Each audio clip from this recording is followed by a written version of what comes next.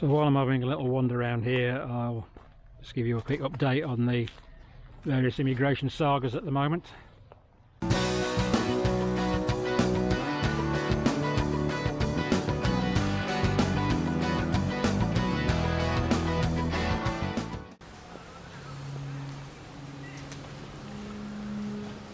So hello and welcome to the latest episode of An Old Ruin Goes to Visit Some Old Ruins.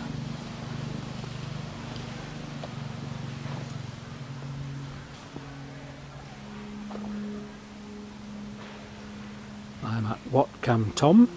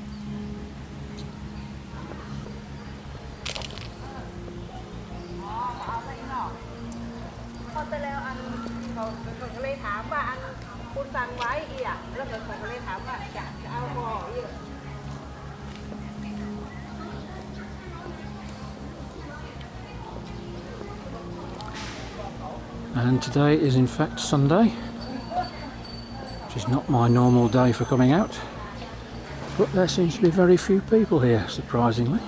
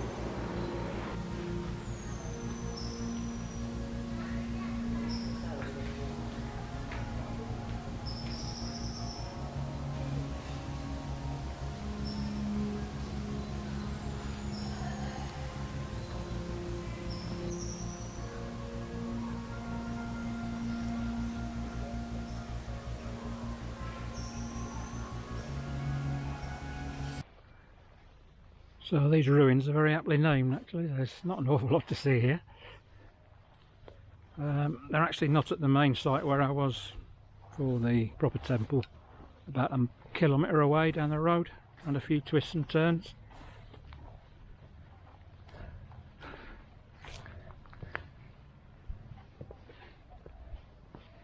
So the only serviceable part of this area seems to be this little shrine here.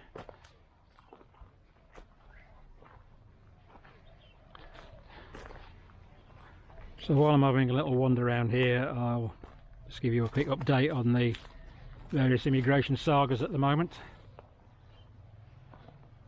Firstly, compulsory health insurance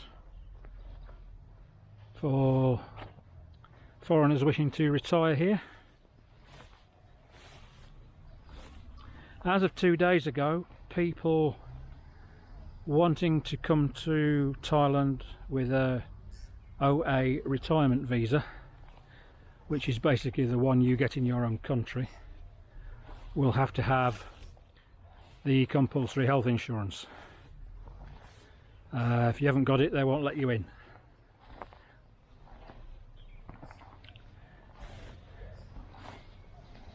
People who come here and do it the way I did it, which was, I came on a 60-day tourist visa.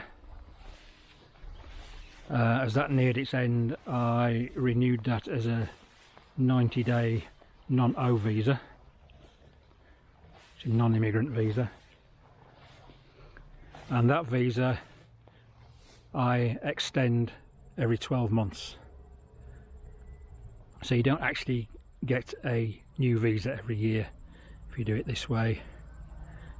You're still on the original 90-day visa that you got in the first place. It's just extended for 12 months, one go at a time. Anyhow, people who entered like me don't have to get health insurance. Now, applying Thai logic to this situation, perhaps it makes sense, but applying Western logic to it, which is a mistake actually, you will find out if you live here, it makes no sense whatsoever. So there's a large contingent of people here who have non-O visas, which they are renewing annually, who are convinced that they will get caught in the net eventually, whether that's short term, medium term or long term, and have to have compulsory health insurance as well. Now obviously for the older, sort of up to and approaching 70, if you've got any medical history, the premiums are going to be astronomical, and if you're over 70 you're going to have the devil's own job finding anybody to insure you. So there are some people who are having to pack up and leave and go elsewhere.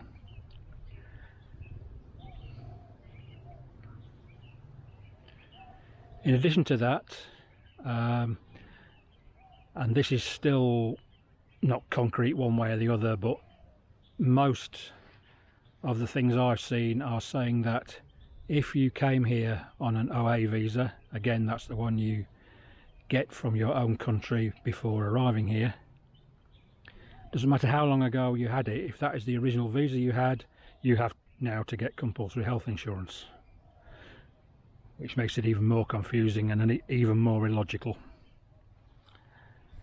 So I'm just keeping my eye on the situation, and any changes I will let you know. And the second burning point is the TM30, which is basically you telling immigration where you're living at the present time. So if you're a naughty boy, they know where to find you. Anyway, when they cracked down on this, basically they were saying that you would have to report to immigration if you left your own province for more than 24 hours, that when you got back to your home you would have to report to immigration and get your TM30 stamped to say you were back.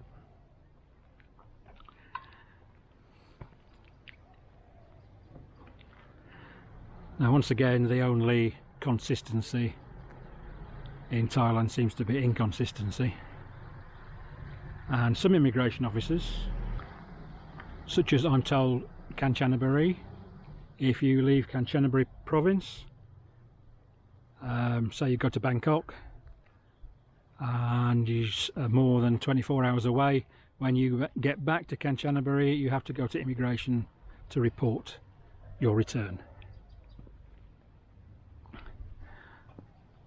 Now this doesn't seem to apply in every province, though it ought to do. I mean, it ought to be the same across the whole country.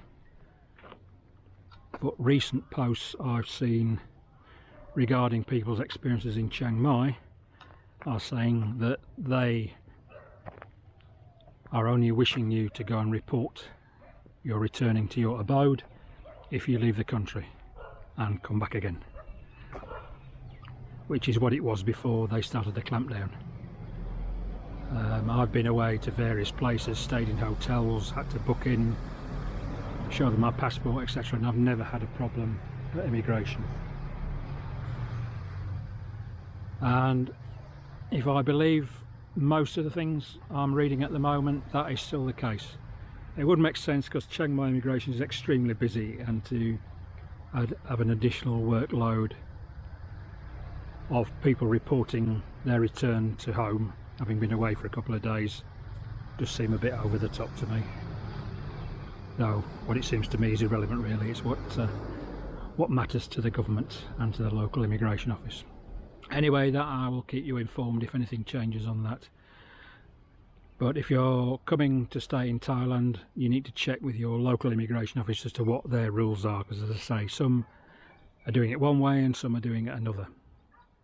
And I've even heard tales of two people going to the same immigration office, one asking Officer A, one asking Officer B, and they get two different answers.